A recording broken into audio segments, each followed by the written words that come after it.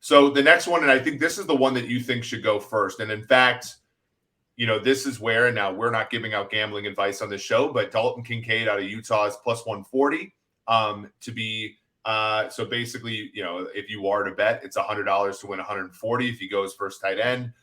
He, in grinding the mocks, is only 2 draft positions behind Michael Mayer at 26.1.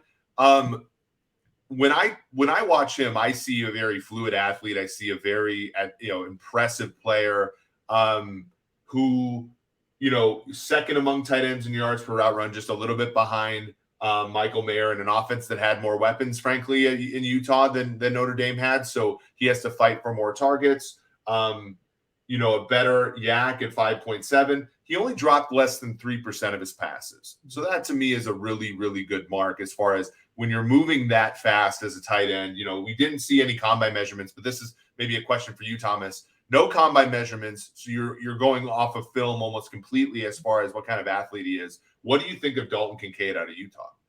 Well, let me make this clear. You said no combine measurements. Did he measure at his pro day? Did he get all the data at his pro day? I do think he tested at his pro day. Look it up while we're talking. I would say when you don't get combine information, it is a big deal. You want to find out why. Was he aching? Was he waiting? Remember, everyone, a lot of these guys who are on the verge, they think they need an extra week, 3 weeks, whatever it is, to get in prime shape because they are hanging off of those numbers. It used to irritate the hell out of us, right? Work out, be a stud, be a dude, but the reality is in today's world, there's so much riding on it. So if you don't get them at the combine, you definitely better get them. And there are a lot of people out there, if they don't have complete files on their guys. I mean, I know that Dave Caldwell and the people over at Indianapolis, when Dave was with Indianapolis as a young scout, Bill Polian, they would not draft someone if they didn't have all the information. Really interesting topic. Do you really do that or not? Yeah, he had a small fracture in his back. And so he was even just an observer at his own pro day. So you're probably going to have to get a little bit in the way of another private workout to get numbers on him. But that's a really tough one, right? Like this has been going back forever as far as players who, productive, the Pac-12, this is a good one. You used to scout the West, as you said. This is another one where, the Pac-12, what kind of competition is he going up against? Because that could make him look better on film. But right now he was just an observer at both the combine and his pro day. So this is one where we don't have athleticism on him. So we really just have his tape, which I think he does have the tape of a very good tight end. But is that enough? Well, this is where you separate yourself, I believe, as a very good scout on your scouting staff. When your GM can look at you and have you sift through what you know and what you don't know and truly hone in on the movement, the ability that you watch in from a game to game, right? Because in the end, any of us with old school, like a lot of experience in this, we are not getting away from the fact that it is what this cat does on the field, how he moves around. Okay, you can project on, and at times, Eric, over project on who the talent was, right? But if you're seeing a guy like this, given his athleticism, I think he's a very good athlete. Again, just to keep everyone in tune with our grading scale, I think he's a 7. I don't think he's an 8, being he's not a excellent athlete or a rare athlete as 9, but a very good athlete who moves well, catches a ball, can run, can make people miss, has that good speed about him, has the fluidity and ability to adjust and catch the ball around him. All the good things that you want, I think is very good. That gives him, 7s in that area.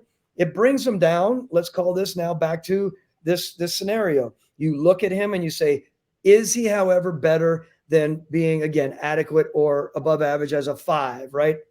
And I would suggest he's a 5 blocker, meaning, okay, so there's a difference there, right? If you're looking for that athletic guy, do I think this guy has the ability and the movement and the upside continue to grow to be a top 20 pick? I think he's in the 20s. And you feel good going home. You think he's going to be really effective for you.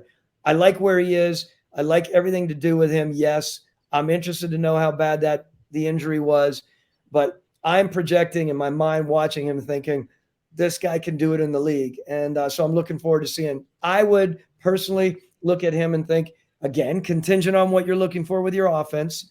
If you're looking for what I think you'd be looking for, a difference maker, and an athletic guy who can also, get across there, make his contact. Let me make this very clear, brother. I'm not talking, in no way is he wimpy or a coward in any way. I'm saying he's not a banger as a blocker, but he will come in there with some speed on his ass and make contact and get his butt around and do what he needs to do to steer as he can because his feet are so quick.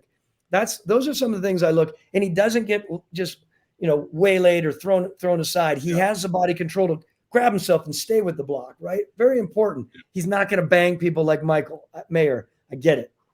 Yeah, and there are also parts like, you have to be able to get off the line of scrimmage if you're playing a Y position, right? At that spot at tight end, and like, the being able to block is correlated with that, right? Like if an edge defender is going to jam you at the line of scrimmage on pass plays, like, are you able to get an outside release when you need to get an outside release on plays? Like that's another part of, like, you want your team, like if you're a tight end, you want your team to be able to win in as many ways as possible. And if they need to detach you for you to run certain routes, that's obviously not optimal.